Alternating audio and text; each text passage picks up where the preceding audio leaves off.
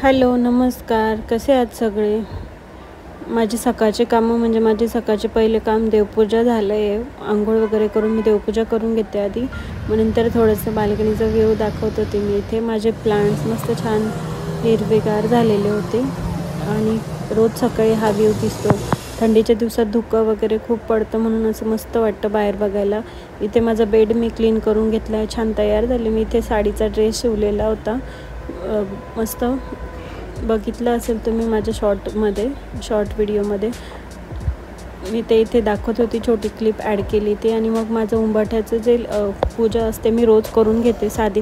फक्त शुक्रवारी किंवा मंगळवारी नाहीतर मग गुरुवारी मी असं उंबाठा लेपन करते हळदीने. आणि इतर दिवशी फक्त रांगोळी काढून पूजा करून घेते. फुलं असले तर फुलंही ठेवते. मी आज तेच करत होती. इथे रांगोळी वगैरे काढून घेते. आधी मी हळदीचं लेपन केलेलं होतं, छान पुसून घेतलं. आणि मग पुसल्यानंतर मी थोडं सुकवल्यानंतर मी रांगोळी काढून घेते आणि फुलं ठेवून मस्त पूजा करून घेते. माझं रोजच असतं की मी नुसतीच रांगोळी तरी काढून घेते उंबरठ्यावर. ती सवयच झाली आहे की असतेच ती काढायला. सकाळी सकाळी होऊनच जातं माझं हे काम.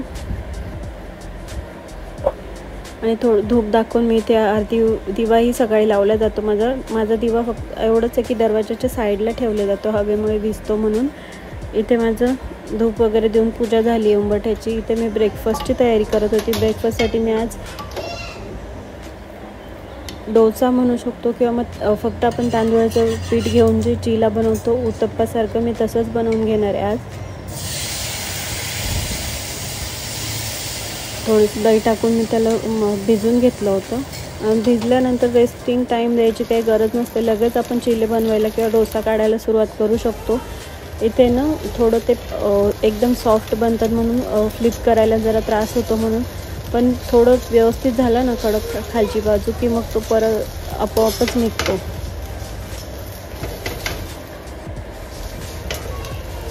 अगदी सॉफ्ट असतं, फक्त तांदळाचं पीठ असतं दळलेलं जे आपण रेडीमेड.